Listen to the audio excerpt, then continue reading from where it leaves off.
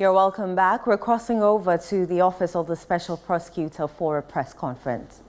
2021, and we have been fitting it up and retrofitting it for purpose, inch by inch. Then again, from a situation of a single person on the payroll of the office, when I assumed this position, I am proud to announce that the office now has its full establishment staff of 249. This recruitment drive is 4 years behind schedule.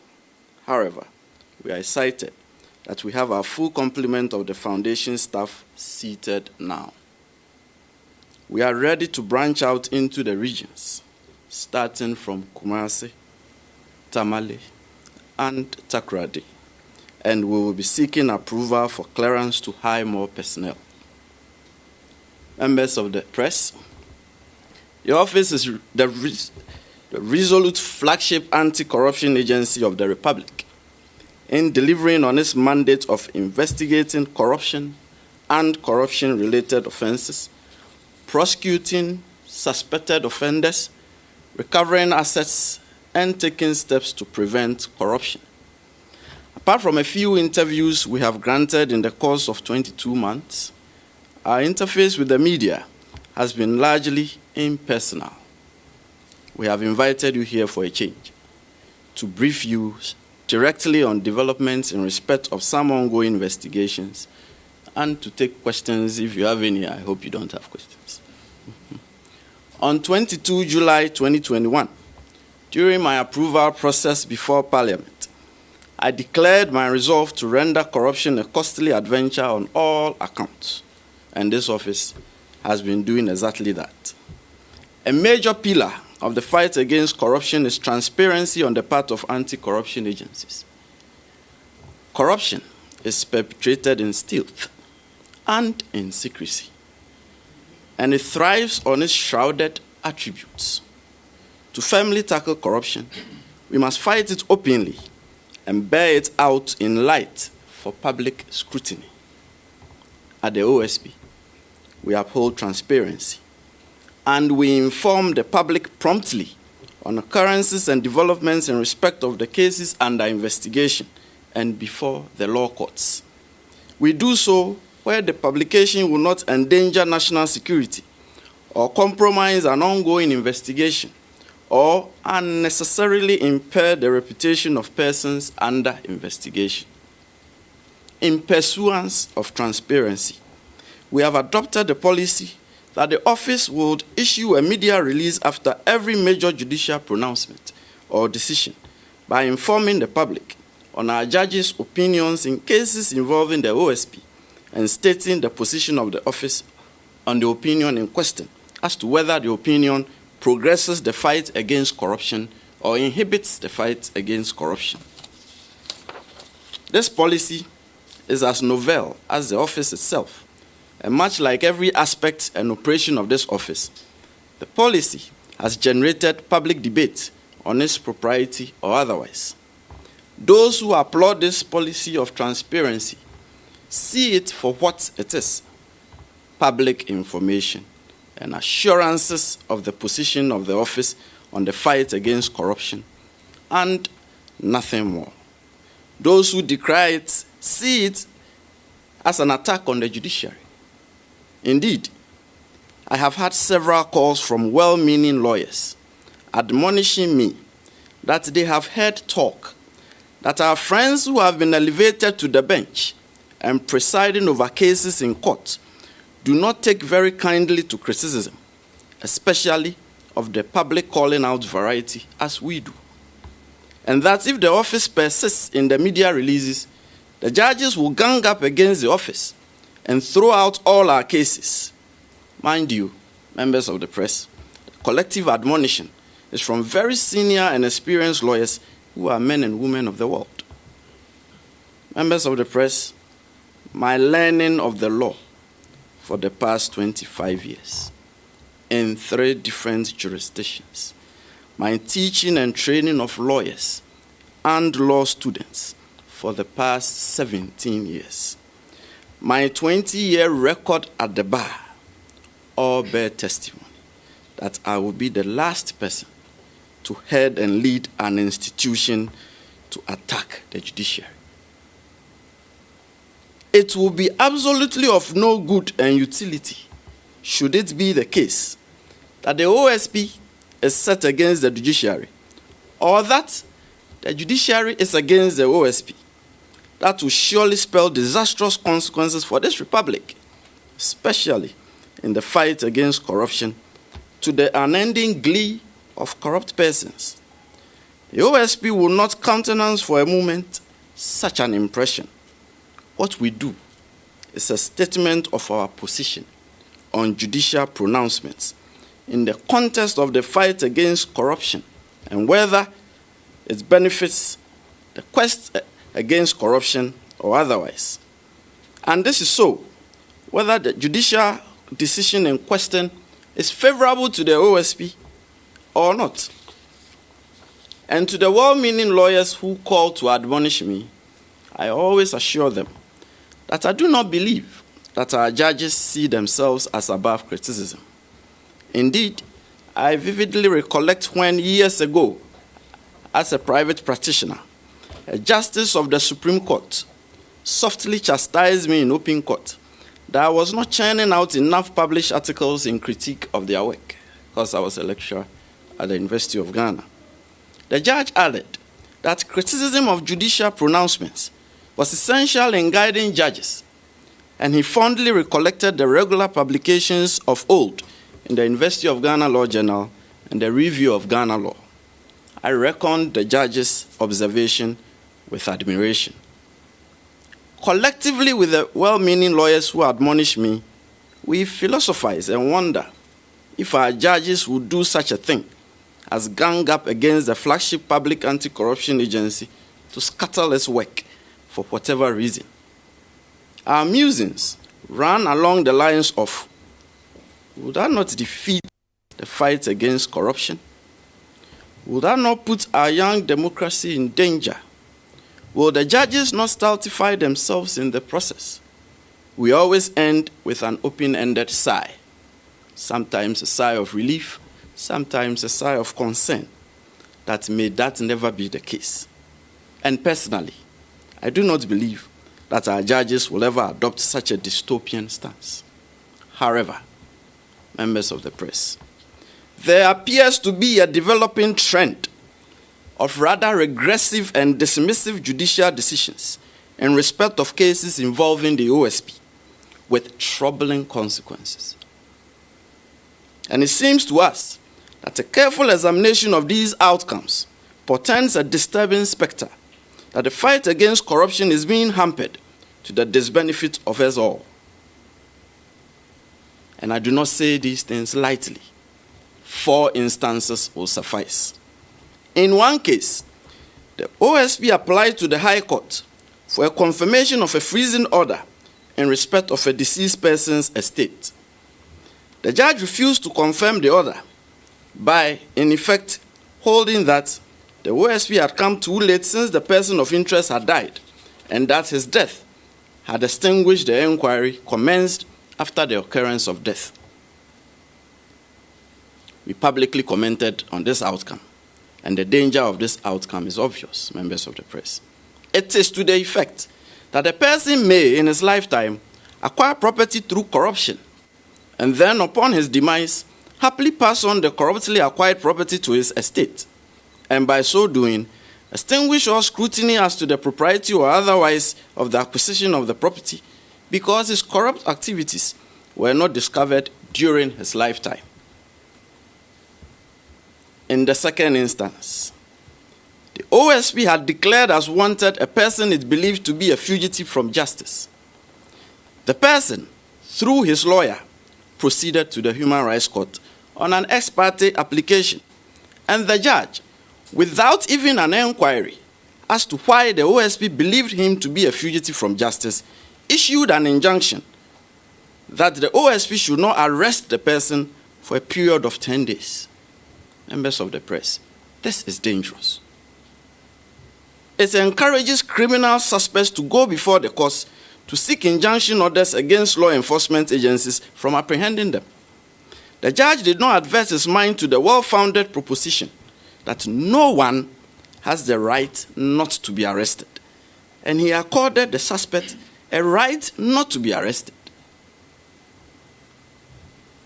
In the third instance, the OSP applied to the High Court for a confirmation of a seizure order and a freezing order in respect of a person who had just resigned from a ministerial position and had reported that large cash sums in foreign denominations had been stolen from her residence. In addition, the OSP subsequently discovered additional large cash sums in foreign denominations and cities still stashed in her residence. The judge hastily dismissed the OSP's application and ordered a return of the seized amounts and the defreezing of her property. And he proceeded to lash out at the OSP for not doing a thorough investigation, without the slightest consideration that the seizure and freezing orders are designed by law to facilitate investigation into the affairs of suspects, and not the other way around of requiring thorough investigations before the OSP can seize or freeze. The judge also completely ignored the fact that in almost every jurisdiction, including Ghana, it is extremely unusual and highly suspicious for a public officer to have such large cash sums stashed in their homes, and that the circumstances of the case dictated pause and reflection and the granting of the OSP adequate time to carry out its investigation. In our estimation, the judge was only interested in the return of the money to the person of interest and nothing more. Then he proceeded to erect non-existent legal barriers to prevent the OSP from investigating the matter. I'll revisit this case. Members of the press, in the fourth instance, the OSP had issued an investigation report in respect of the grant of a customs advance ruling by the Customs Division of Ghana Revenue Authority. The report opined that there was an institutionalized culture of light-hearted unconcern regarding impropriety of action at the Customs Division of Ghana Revenue Authority, which indicated a high propensity to engender corruption and corruption-related activities. Consequently, the Special Prosecutor directed the opening of a wider investigation in respect of the affairs of the Customs Division. Further, in pursuance of the office's mandate of taking steps to prevent corruption, the Special Prosecutor directed remedial action by Ghana Revenue Authority. The authority has instituted processes on the basis of the Special Prosecutor's directive, which has saved the nation substantial revenue. Then comes the problem. The affected customs officials proceeded to the High Court to challenge the work of the OSP. The judge accused the OSP of constituting itself into a court and a commission of inquiry by making findings. In doing so, the judge conveniently shut his eyes to an express statutory provision that the OSP has the mandate to publish detected acts of corruption, and that was exactly what the OSP had done in the report. I wish it had ended there, but worse. The judge then proceeded to prohibit the OSP from further investigating the affected persons. Members of the press, the judge fell into the grievous fault of what he accused the OSP of by outlandishly going beyond his jurisdiction with a purported clothing of the affected persons with immunity from investigation and hence immunity from prosecution. Members of the press, the duty and mandate of the courts is to apply and enforce the laws of the Republic, and not to grant persons immunity from criminal investigations and prosecution. A court cannot injunct the OSP from investigating or prosecuting any person. The decision to investigate and prosecute lies with the investigation and prosecution authorities, such as the OSP, and the OSP has at all material times carried out its power to investigate with candor and professionalism, being minded of the rights of suspects under its investigation.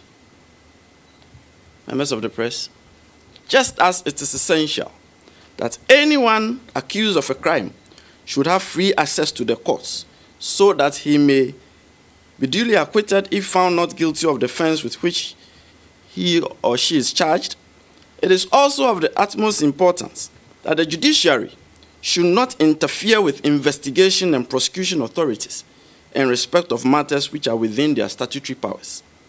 It will be gravely inimical to public policy, the fight against corruption, and the administration of justice if the court stepped into this arena to decide who should be investigated, who should be prosecuted, and who should not.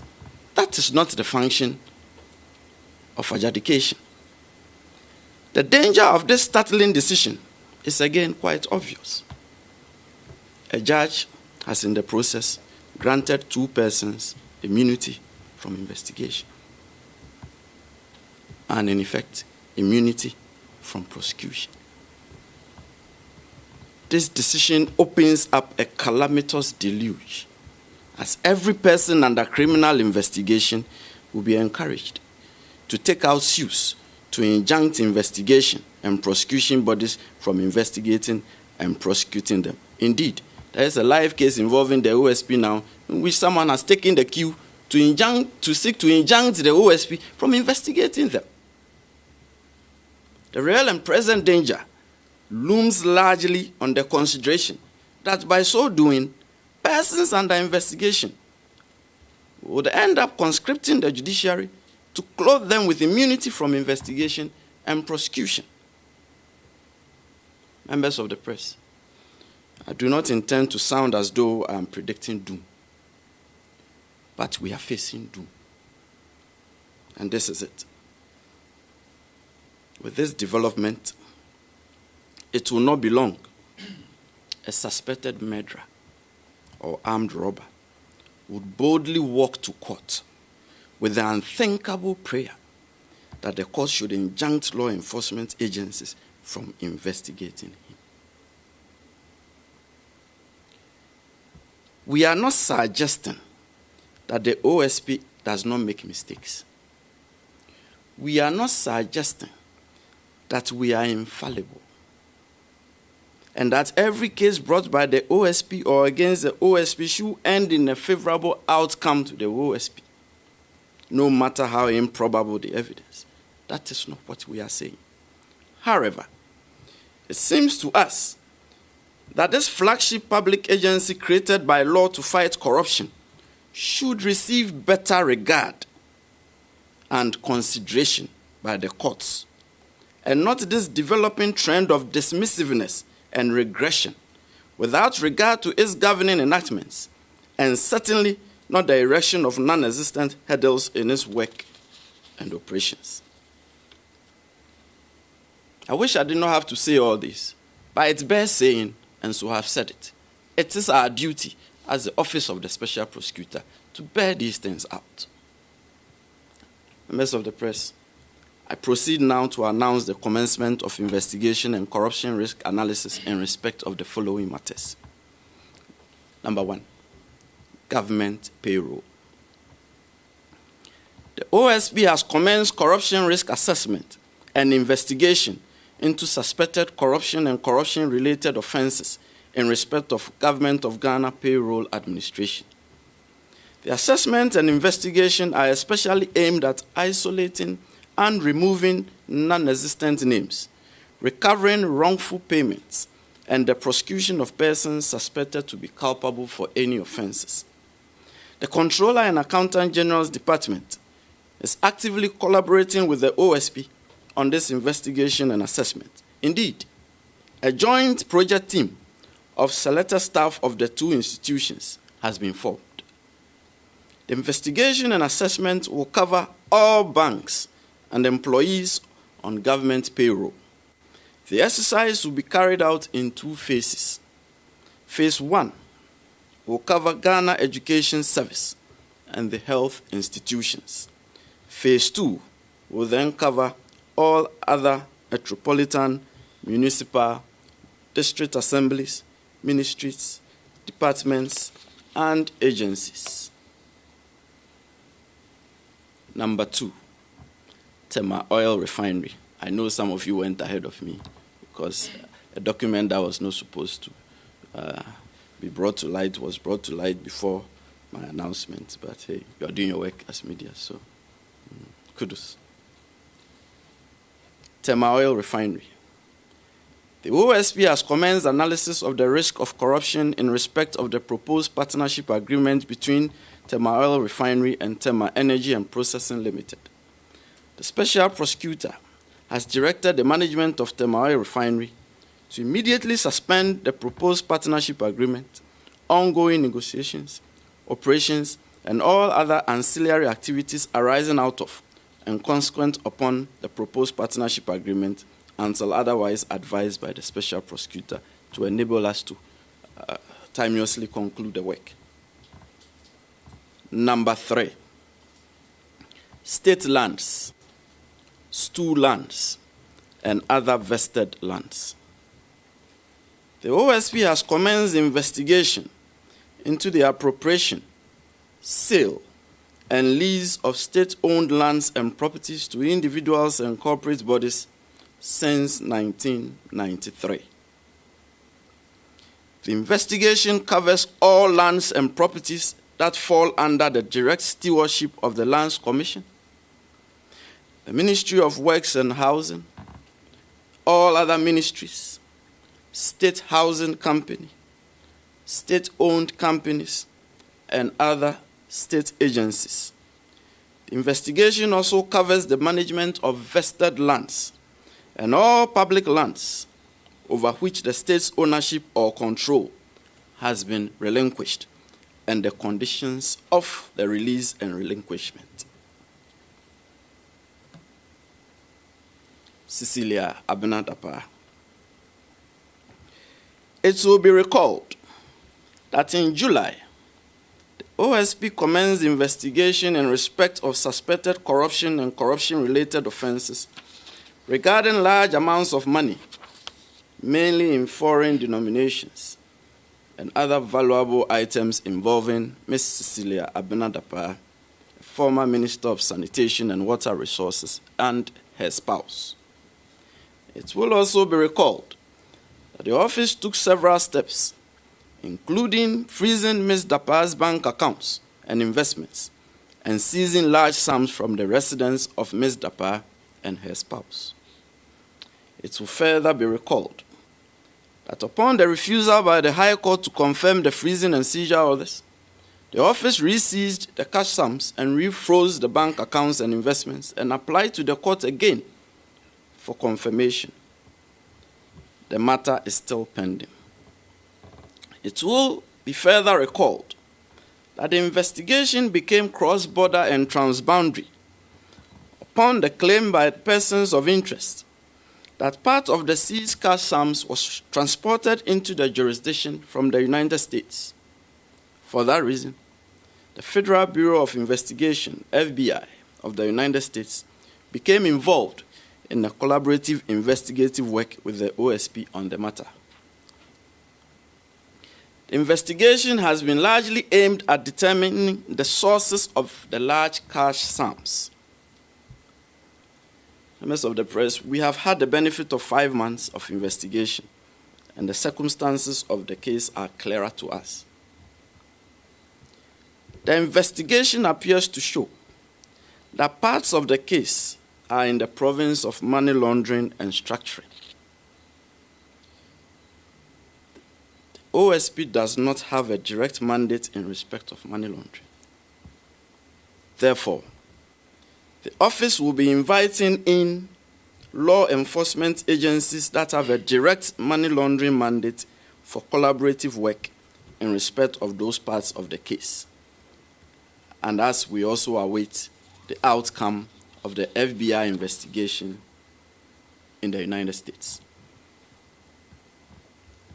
Members of the press, almost a year ago, in a radio interview,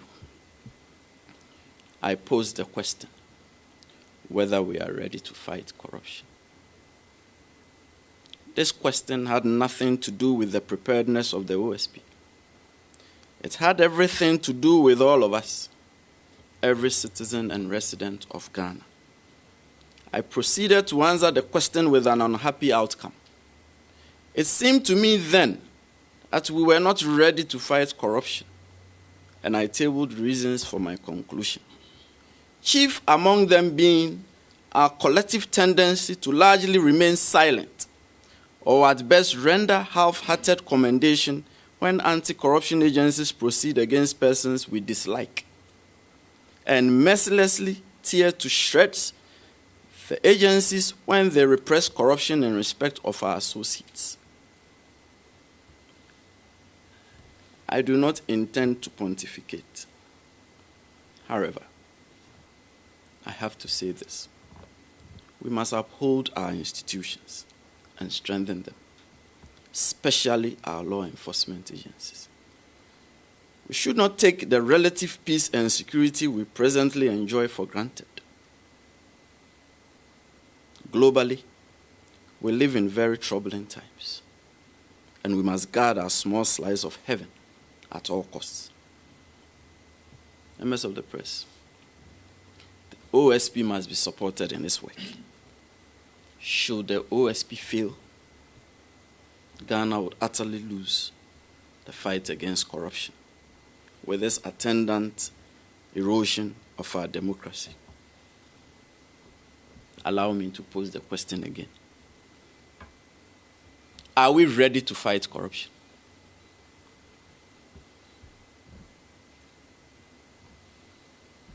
May God bless us all. And God bless Ghana. I hope you don't have any questions, but if you have questions, Elton will definitely have a question. I saw his hand first, so. Thank you very much. My name is Elton. I work for Joy. So the earlier matters about the posture of the court or some judges as it relates to the many cases that you have brought before them. You seem to have the opinion that there appears to be some kind of a scheme to make the work of the OSP difficult, because eventually whatever you do, you have to put it before the court for the court to take a determination on it. The court determination on some of the cases that you spoke about, is it your understanding that it's not founded on law, or is it just that the court is making the work of the OSP difficult? And if it is so, that there appears to be some frustration in the way you're going about your work, wouldn't it be right to just say that enough is enough, I'm resigning, and then I'm going to do some questions? Right. Elton, it's not a scheme, as I put it. What we have noticed is a trend. And you will notice that I hardly speak. And it is for a reason. My job is not to go around talking.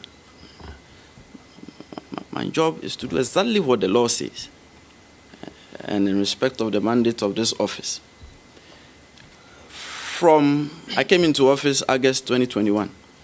Took me about a year to sit down and to at least find a seat to sit on.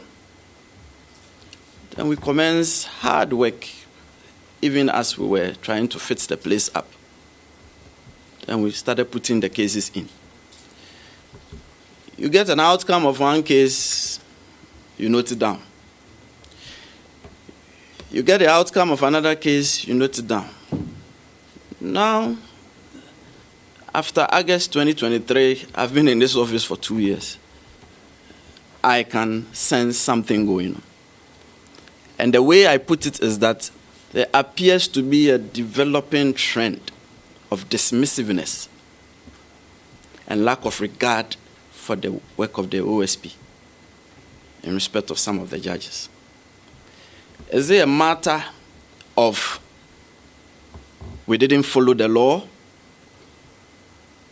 I'm always the first to admit a mistake. And so when I assumed the reins of this office, and I considered, for instance, a member for Boku Central's case that was before us, I quickly, when we came to the conclusion that we did not have the evidence, I went to court and entered a nolle prosequi because I did not believe that we could prosecute that matter successfully. Same with the recent investigation report we issued in respect of the former Minister of State at the Ministry of Finance, Charles Aduwahin, because we did not believe that we had an okay case to go to court for prosecution. And that is our style. We do not force feed cases. We do not force feed prosecutions. It is our belief that it is not a matter of us going beyond our mandate, but rather a case of hasty dismissiveness and lack of regard. Because if you take the 4 cases I tabled out over a period of time, it all spans from July 2022 to Monday, this very Monday, there's a troubling trend. Okay. Now, one of the cases I said, a judge injuncted us from arresting a person. Mind you, we were not in court because it was an ex parte application. We had declared the person wanted as a fugitive from justice. There was absolutely no inquiry as to why we believed that the person was a fugitive from justice. So it is not as if we breached the law. No one asked us why you declared the person wanted. But then we were here, served with an injunction or that we cannot arrest the person. Meanwhile, we know that in our law, no one has the right not to be arrested. No one. You cannot say, I'm granting the person a right not to be arrested. So, when we receive judicial decisions like that, it beggars belief to us that we will be prevented in arresting a person who we believe to be a fugitive from justice. What if we were not investigating corruption? What if the person was a suspected murderer, as I said, or a suspected armed robber? The person will be running around in the streets with an injunction on law enforcement agencies not to arrest him. This is not a breach of the law by the OSP. This is dismissiveness of its work. A judge is seeking to prohibit investigations. It's unheard of. You may disagree with us with the outcome of our investigation. That is a debate of the law. We're all lawyers. You got elevated to the bench because you're a lawyer. Law is not an exact science, so 1 + 1 is not necessarily 2 in the law. Depends on what you can establish. But then again, no one has the right in Ghana not to be investigated. And the statutory power to investigate for corruption and corruption-related offenses is that of the OSP. So if a judge seeks to injunct or prohibit an investigation, the judge is arrogating the power of the OSP to himself. You get it? By deciding who should be investigated and who should not be investigated. But it is not the duty of the court to do that. Wait, let us bring before you the body of our investigation as evidence. Now, if you look at it and you decide that the evidence does not show up to the standard of proof required in criminal cases, then you can dismiss it. But don't prevent us from doing our work, from investigating. It is dangerous. As I said, I wasn't sounding as a prophet of doom, but there is doom looming ahead of us.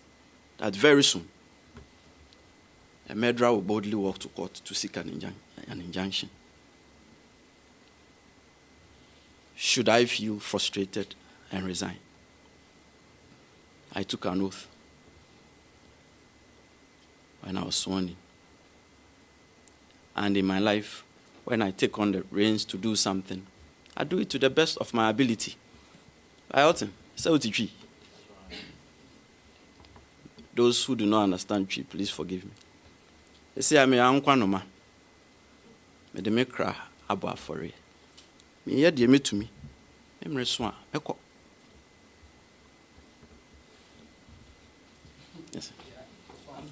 just if I can play, I work with TV. first Joseph. Agyebeng. Right. Just- Oh, it's you. Mm. First, I want a bit of clarification on Right. some of the cases that you made reference to. Mhm. The first is on the Citi Agyebeng one. Mhm. Am I to understand that, like happened in the Charles Agyebeng case, you are terminating the investigation at this stage because you Really? see orders on money laundering? That's not what I- Inviting other agencies. Agyebeng, that's not what I said. Let me quickly dispel that. I said that. I didn't say we are terminating the investigation. How did you hear that? I'm asking because you said No, what you found now. no. orders on money laundering. Let me repeat again.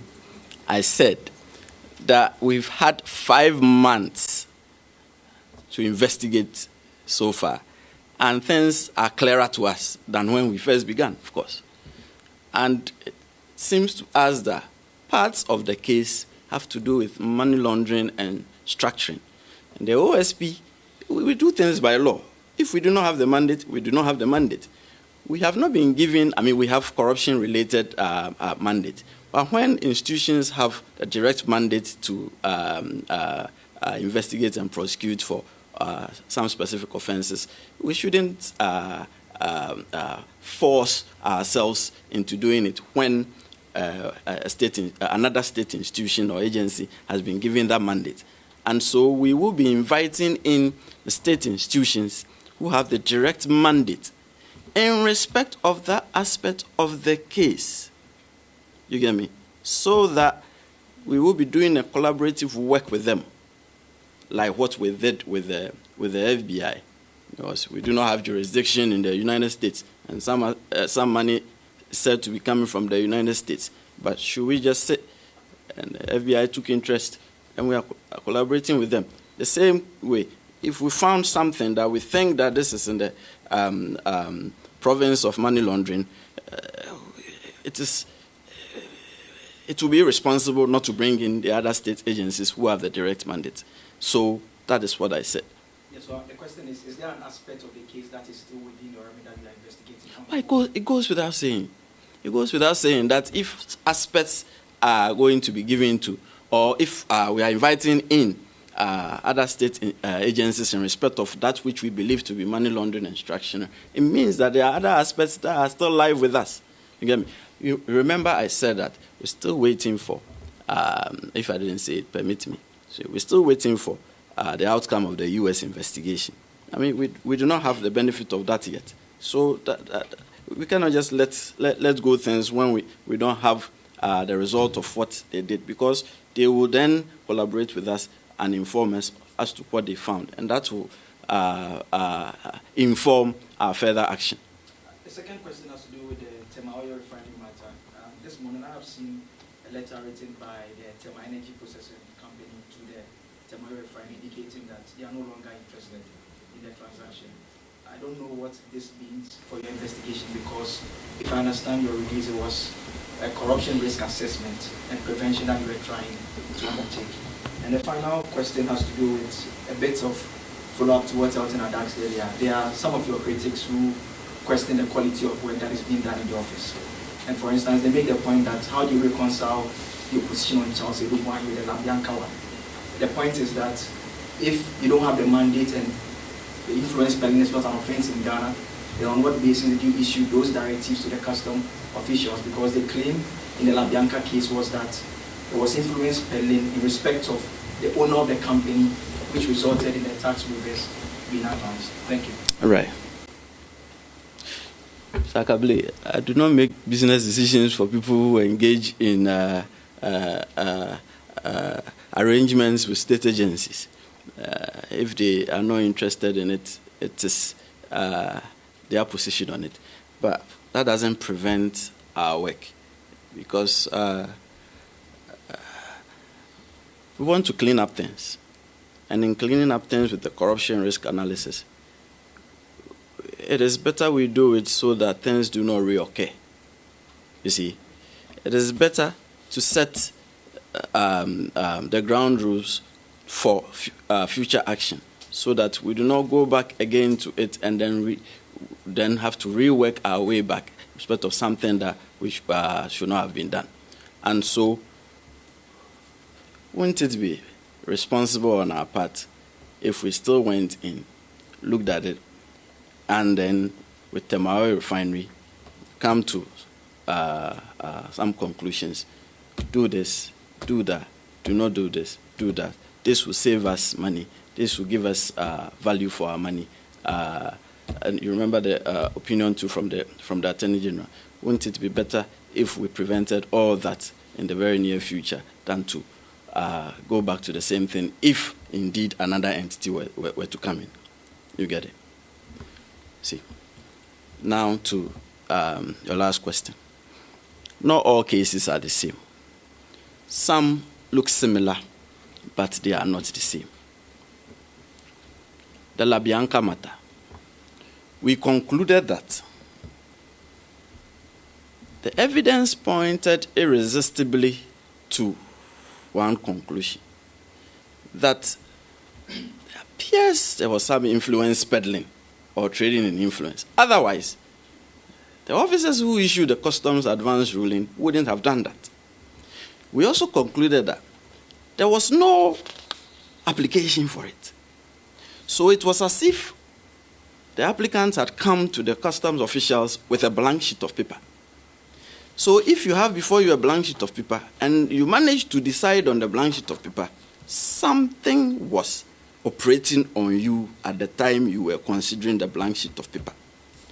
Let's say you are an examiner and you receive as question to examinations a blank sheet of paper from a candidate, and you proceed to grade the blank sheet of paper and score 90 over 100, let's say. Shouldn't we be asking questions as to how you arrived at 90% when there was nothing on the sheet of paper? This was our concern in the LaBianca case, that even though there was no application, there was a decision. And so to us, it seemed that there was a corporate culture that even without applications, customs advance rulings were being churned out to people. And that is why we did not end that investigation. We haven't ended that investigation. What we said was that a special prosecutor was directing further and wider investigation to open it up and to examine other customs advance rulings. Therein lies the difference. Therein lies the difference. With Charles Adubai, we came to the conclusion that what he engaged in amounted to influence peddling and trading in influence. We combed through our laws. We did not find any criminal prohibition in respect of which the OSP had a mandate which we could proceed against him. Although we found that what he did was improper. But engaging in improper conduct doesn't necessarily mean that that is a crime. Do you know that in Ghana, you can have sexual intercourse with your auntie? It is not a crime. It is not incestuous by our law. Just because we all find it to be opprobrious. Why are you sleeping with your aunt? Doesn't mean that it is a crime. So, coming to the conclusion that he engaged in influence peddling, he engaged in trading in influence. But that is not a crime in Ghana.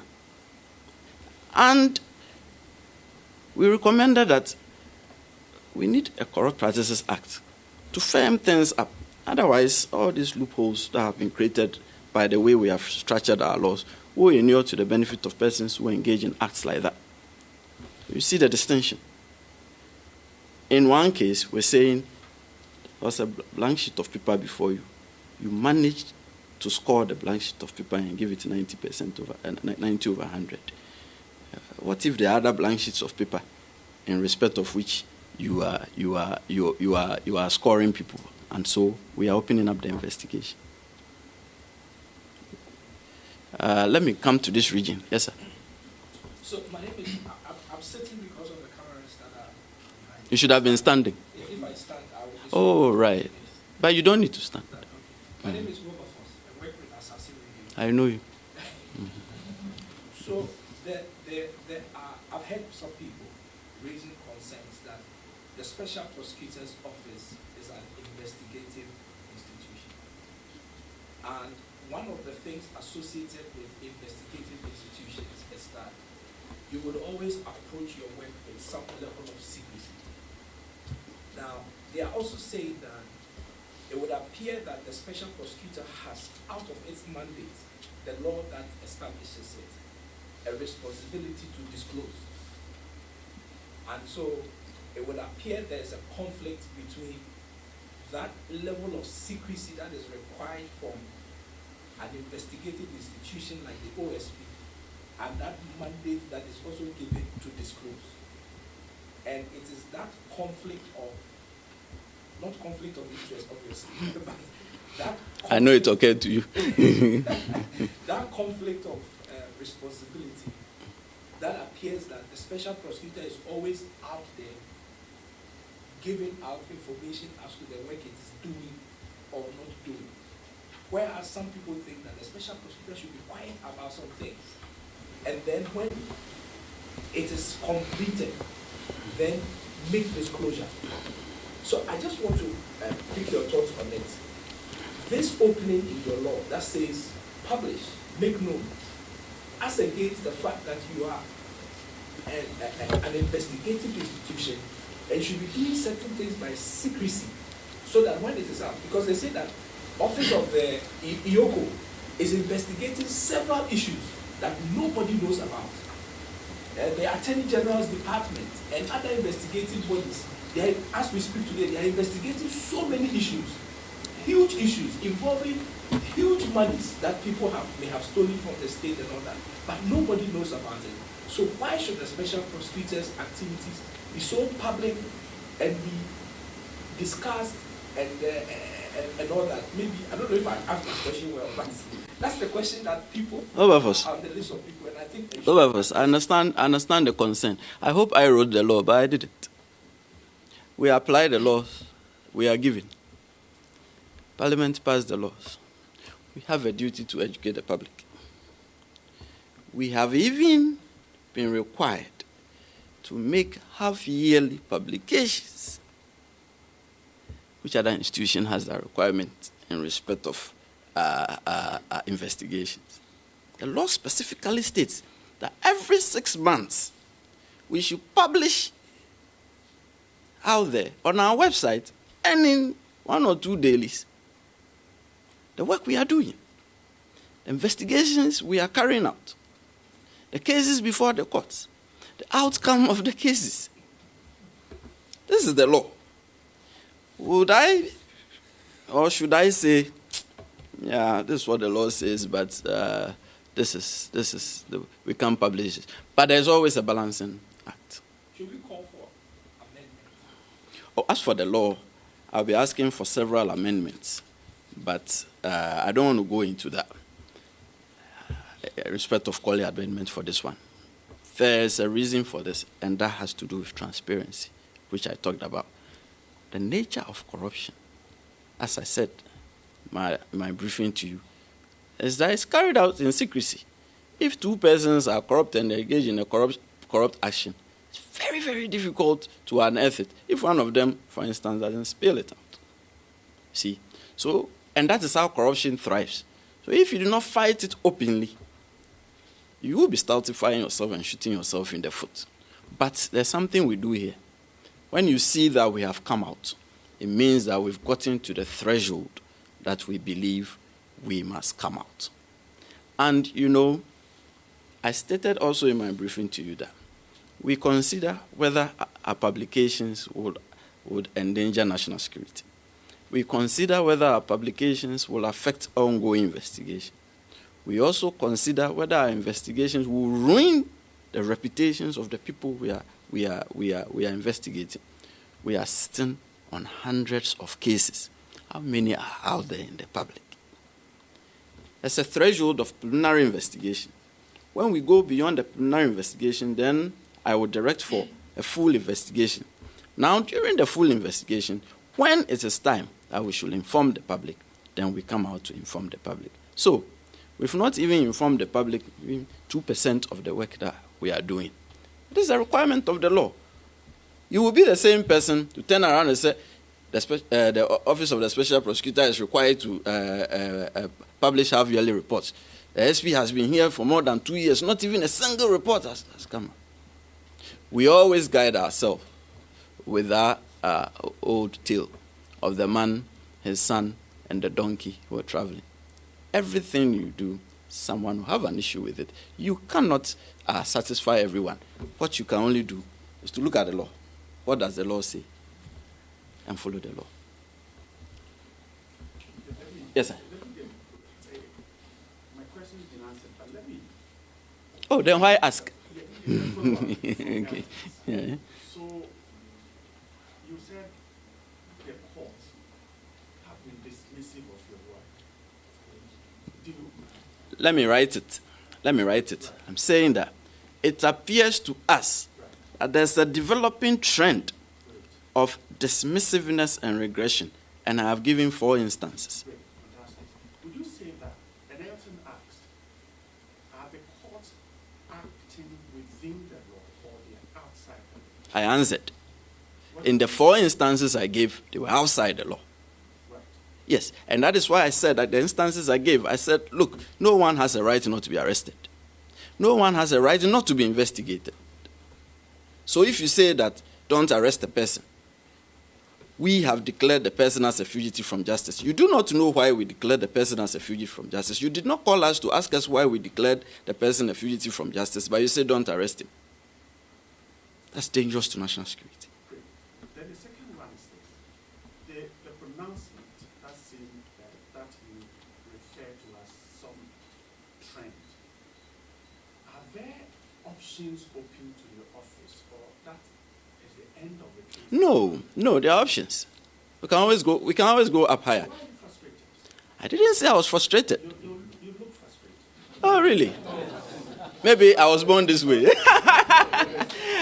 I'm not frustrated. He asked the question whether, in the light of frustrations, I'll resign. And I said, I'm not frustrated. I'm not frustrated, but I need to sound that caution. But we are on slippery grounds. And it is our duty as the Office of the Special Prosecutor to point that out. That is our mandate, to point that out, that we are on slippery grounds. And indeed, we are on slippery grounds. It is encouraging people to go to the courts to seek injunctions against investigations. That's dangerous. And so, in answer to that, it's outside of the law to say that. I didn't discuss the steps we're taking in the courts to challenge all that.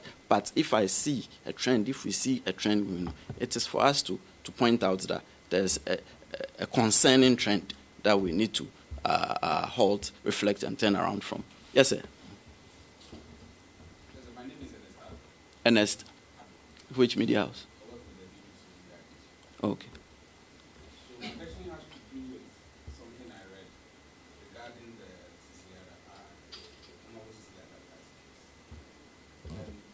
The author was trying to question why you went to court when you don't have a specific charge against the woman.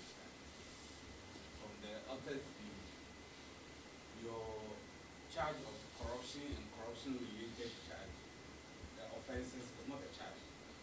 That's something that's within your mandate that you have to investigate.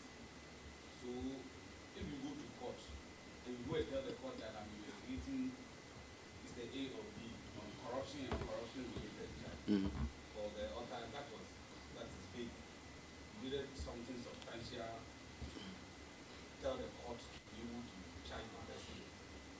So, Did the person make any suggestions? so my question is, It's easy to bash. so my question is, when you went to court, what was the charge against the former minister? You see, and this is the entire problem of this whole regime. See, the regime of the OSP's regime. Let me situate it in a proper context. The OSP's regime, in respect of confirmation of freezing orders and seizure orders, is very clear in the law. And I commented on it in my earlier briefing. See, if you do not carefully look at it, you will fall into this error your author is falling into. You'll be putting the cart before the horse. And in our estimation, that is what the court did, by putting the cart before the horse. See, that regime is quite different from the regime, let's say, Yoko. Their law is different from our law. In our case, the law says, look, if the special prosecutor considers it necessary that the freezing is required to facilitate an investigation. So whose reckoning are we taking into consideration? It is the special prosecutor's reckoning. That he considers it necessary that the freezing is required, so that the freezing will facilitate an investigation. It tells you that the investigation is now commencing.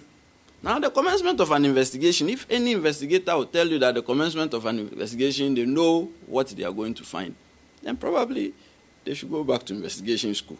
Also, when you commence, you come across so many things which lead you to so many avenues that you did not even consider when you began.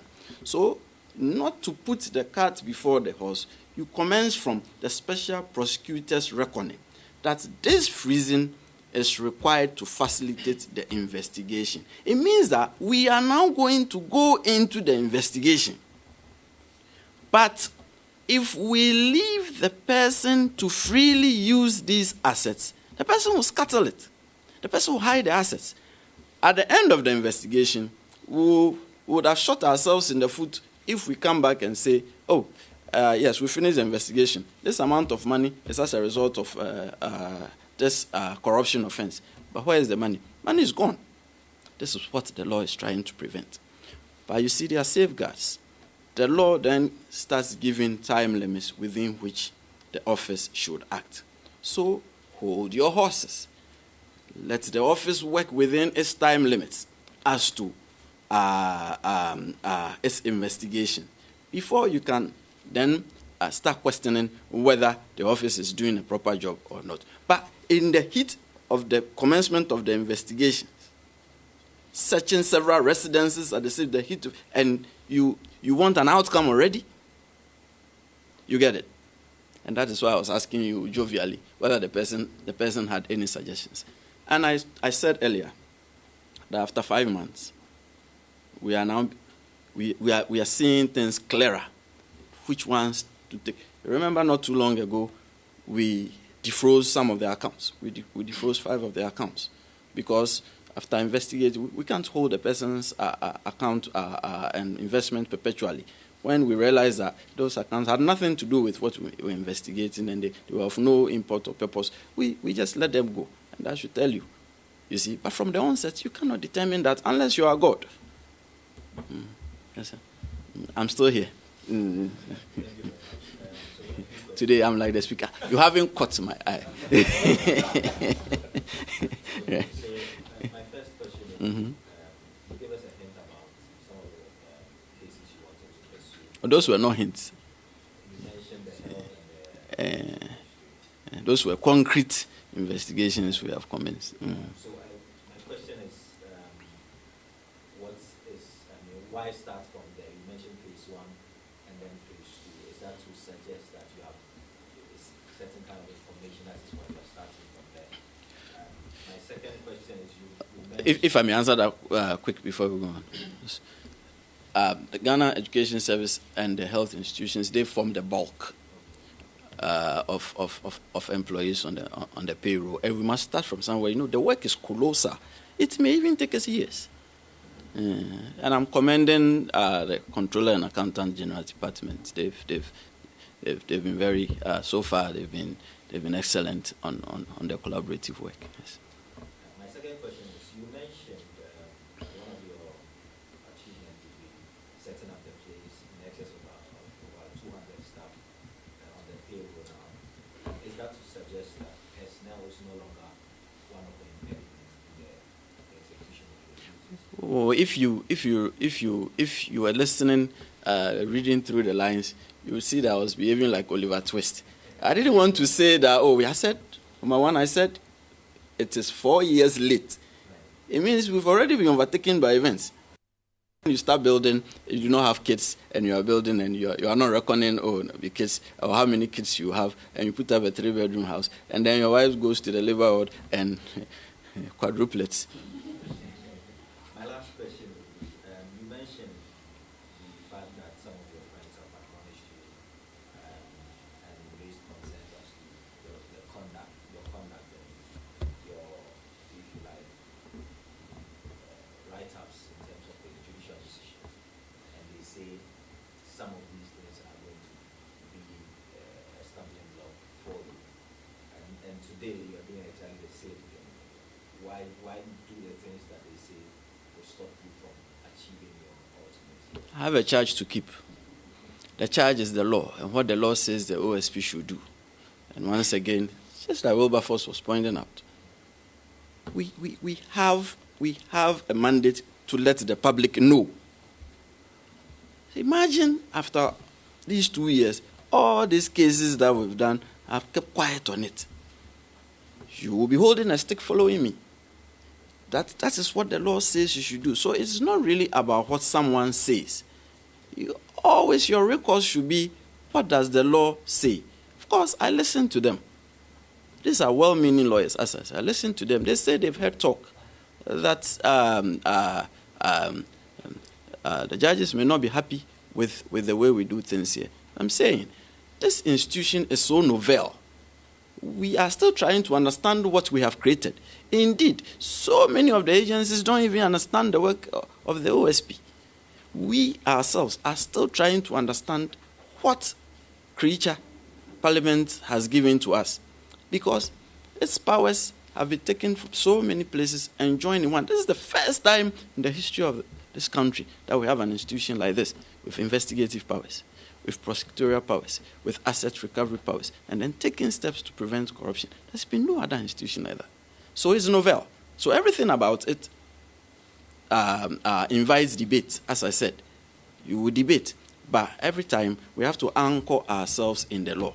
I'm saying the reason why we do that is, one, it's the right of the public to know, and then to state our position on what we think about the judgment. Now, in my days as a lecturer, if I write a law article journal and it's published, let's say, University of Ghana Law Journal, Cambridge Law Journal, the judges won't complain, would they? It's a critique. If you permit me, last one, with the benefit of hindsight, would you say, for example, with the Citi Agyebeng case, the media coverage of going to her house may have angered some people on the judiciary? And would you, with the benefit of hindsight, say it was wrong to do that? Media coverage of what? You saw snippets and videos of drone shots even on their house, etc. That it was my responsibility, No. or the responsibility of the office. And it would come across as Oh, though see. informed the media that they were going to the house. Do you know how many times in a day media keep scooping and snooping around here and taking pictures and all that? We are not responsible for the actions of the media. You see, we only inform the public that we have arrested her. The search did not even, where the media went to, the search, that's not even where the search commenced. By the time we got there from one house, the media was already there. What should we have done? They knew the house before we did. They knew the house before we did. So what should we do? When we got there and the media was already there, quit the search or drive the media away. I'm sure I would have been crucified by now if I'd driven them. But see, the things that went on that day, we did not have any responsibility for that. We were just doing, to answer you seriously, we were doing our job of searching premises.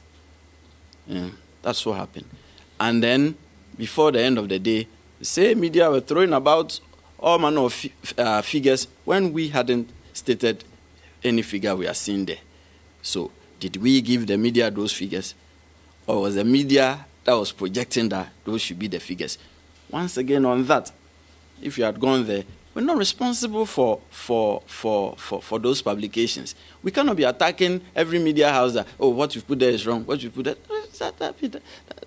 that will be, we will be going beyond what the law says we should do. But what our responsibility is to correct impressions, is to correct what you put out as facts if that is not what you did. That is why when we put out our official statement as to what we found, we put it out there that this is what we found. You get it? Mm. Sorry, I've been told that members of the audience cannot hear the question. So you may approach the lectern a bit so that you can hear the question. His hand has been up all this while. All right. What if he comes to slap me? I'll show you I won't. My name is Ibrahim Al-Hassan, Star FM, GH1 TV. Two quick things. First of all, you talk about now you having your full staff strength. Now let's talk about budget. Keep going there. We do not have the full staff strength. We have it as it should have been 4 years ago. So that's the difference. There should be improvement. I will only talk about finances. We've heard complaints about inadequate funding relative to budgetary allocation. I want to zoom in to find out releases. For instance, this year, if you can give us an update about how much was allocated and how much has been released, and what you're looking for. And finally, the trend, the dangerous trend you talk about relative to the 4 cases you cited. Yes, you have indicated that you are going to appeal. That's understandable. But you think... No. Oh, okay, per the releases we've seen, some of them is indicated, there's explicit in there. Yes, there's explicit in there, in some of the releases that have accompanied some of these judgments. I want to find out whether you think it's prudent for you to seek audience with the Chief Justice in this regard. Let me just quickly. For a moment there, I thought this was a parliamentary budget hearing. Please, my budget hearing is next week. Allow me to go to Parliament and deal with them.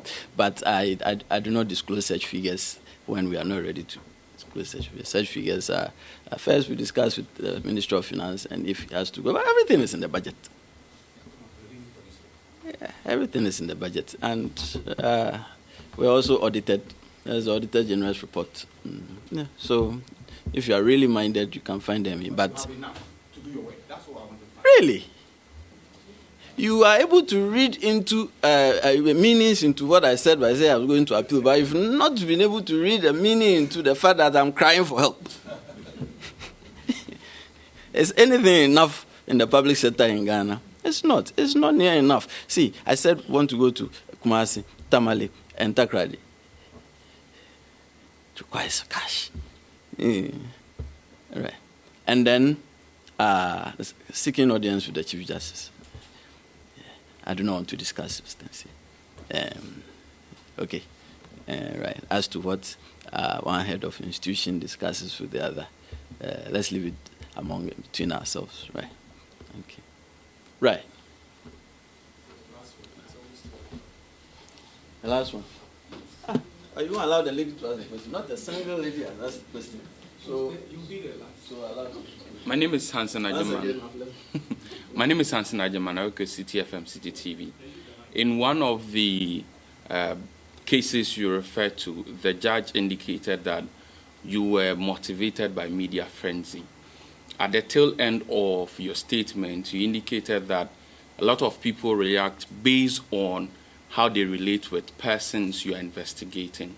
I just want to find out, to what extent do public commentary affect your work, considering what the judge has said and your own admission of public commentary on your work? Thank you. So you will realize that in our release after that ruling, we disagreed with the judge that we were acting based on public sentiment. It is our investigation that sparked the public conversation. Mind you, we had started we had started the investigation before even it became public. But once again, like Wilberforce said, we were not ready yet to come out with what we were doing because it was still at the preliminary stage. So to tell us that we were driven by public sentiments, it was most unfair. See, and then to go on to say that to chastise us for finding the money in her house, as if we shouldn't have taken any action at all. Once again, Ghanaians would then turn around and say, oh, so the persons reported a large a foreign sum of money stolen from their house, and you didn't even go to their houses. You get it? And so to actually fault us for going to find more money in the residence, it's unfair. You get it? What was the tail part of your question? I refer to your statement about the reaction of Ghanaians to investigations, dependent on how. Yes, as to no. See, we have people who every day go through everything being said or discussed in the media, social media, everywhere, in bars, in nightclubs, maybe I'm revealing a lot, in pubs, everywhere. It is our duty to know what the public is saying and to fashion our actions. A state institution that disregards a critical mass of public opinion would eventually kill itself. But once again, our work shouldn't be fashioned out by what the public is saying. Our work should always be fashioned out by what the law is saying. So yes, we listen to the public. We examine the positives. We take the bashing in good faith. It's never going to be an easy job. Everything you do about it is not palatable. People will hate you. We appreciate that and we know that. But we're not going to be crying over that. But just because people are bashing us doesn't mean we should then turn around and do what they are saying because they are bashing us. Once again, back to the man, his son, and the donkey situation. When the man is sitting on the donkey, one person meets them. Look at this wicked man. Why are you sitting on a donkey and your poor son is walking? They reverse roles, they meet another person. Look at this disrespectful boy. If we behaved like that, we will leave the law aside and be doing our work based on what people say. You get it? So there's a balance. Listen to what people say, but we situate it in the context of the law and let the law be our guide. Last. Can I stand here? I feel like I'll be the one giving the speech, but anyway, quite a number of questions. My name is Ifo Mensah, and I work with UTV. And forgive my naivety on some of the questions. And okay, so some of the questions will be, let's say, from the ordinary Ghanaian or somebody on the streets. The Article 88 of the 1992 Constitution, it says, I'll read some of the questions out. So it says, it clothes the AG with a responsibility for the initiation and conduct of all prosecutions of criminal offences. It means that the OSP derives his prosecutorial powers from the AG.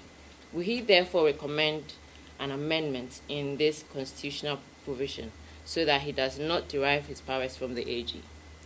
And then there are plans to review existing plea bargaining system and other alternative methods of resolution to encourage cooperation and expedite corruption cases. Other plans, sorry. And how would you say, how will success in your role be measured? And what specific goals or benchmarks have been set to gauge the impact of your office work in combating corruption? Quite a number, I said. So what plans does your office have to educate the public and raise awareness about the negative impact of corruption on society and the importance of reporting such cases?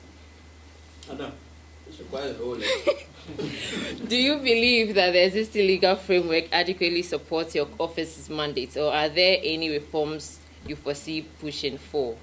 Then let me scroll down to maybe my personal ones. Yes, the last one. So you're saying that the OSP is certainly not against the judiciary, and that why would judges gang up against the office, and that whether we are ready to fight corruption, it seems we are not ready. And so the question then is it that you want to feel some kind of power ahead of the judiciary, or let's say the judges? Because then the question is, are you at par in terms of the role that you play? Okay, I'll end it. I wanted you to leave before.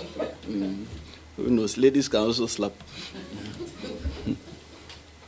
Let me answer your last question. See, I did not say the judges have ganged up against the OSP. I'm saying that there's talk from well-meaning lawyers who call me that there's that danger.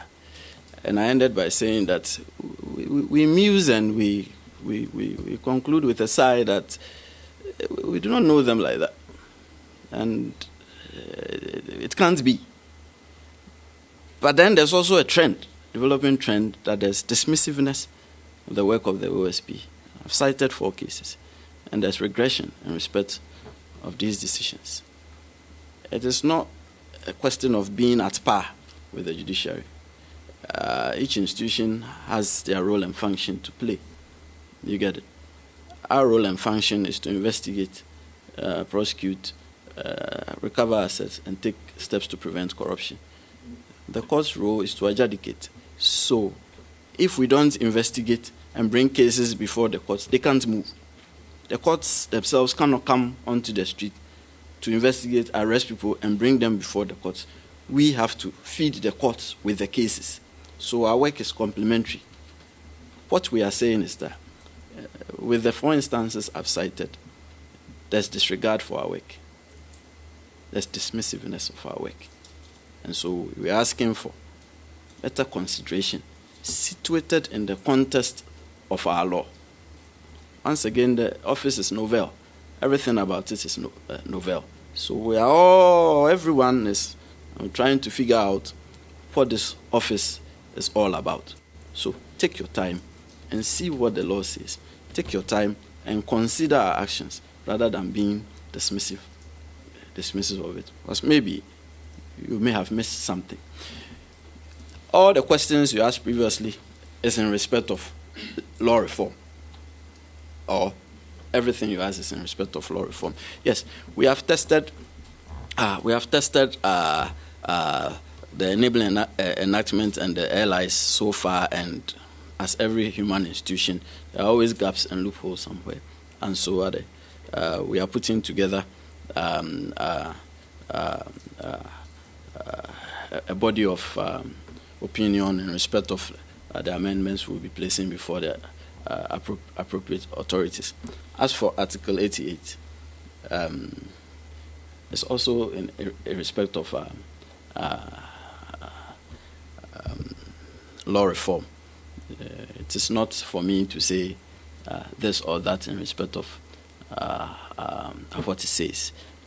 But if in the reckoning of things and in respect of the overhaul of the Constitution, we deem it necessary to strike a dichotomy, so be it. If it remains the way it is, we can always work with it. All I'm saying is it's not about what I want, because the question appeared to be personalizing it to Kissi Agyebeng. It's not about what I want. It's a position for the special prosecutor. I can leave here right now and resign, but the position will still be there. So don't let's personalize as to what I want. It's about what we should do for this office to be properly well established and to function well. That was the last question, right? Thank you very much, members of the media. This has been a refreshing change from the impersonal missives we throw at you, and we thank you for the great work that you're doing. At all costs, bash us, but don't bash us too much. Support our work too, and let's work hand in hand to fight corruption. Please, this is very important. do not leave the fight against corruption to us alone. Do not. We have a statutory mandate to fight corruption, but it is for all of us. Very soon, the TI's report will come out, and we'll all be over the place screaming as to why we're always scoring average marks. We are all involved. Let us all get together and fight corruption. Shouldn't be the only ones fighting corruption. Yes. Thank you very much. Can I leave now? Yeah. Thank you. Sorry. Oh, sorry. We're off the live feed, right? Okay, good. For those of you here, it's appropriate that we're off the live feed. I mean, when I say off the live, I mean this is offline, off record.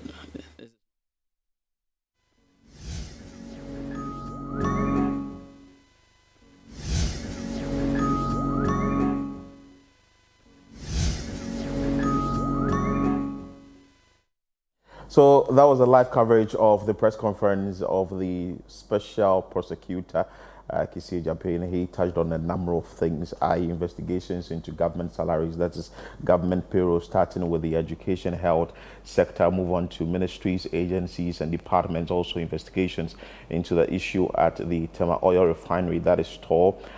Cecilia Bnadapa's case, he also made mention of the fact that it's still ongoing. Spoke about a very sensitive issue that he says that the Office of the Special Prosecutor has expressed grave concern over increasing trend of divisiveness or dismissiveness ruling in corruption cases, warning that this could lead to dire consequences for the country's anti-corruption efforts, among other things. He says that he's doing his part. When he's done, he's certainly going to exit. Questions came as to whether he should resign or not. He says he has taken an oath and that he's going to do what he needs to do for this country. Asking another question, whether are we really ready for the fight against corruption? Well, this is how we end today's coverage of the Special Prosecutor's press conference on Citi TV. My name is Philip Nilate, and keep watching Citi TV.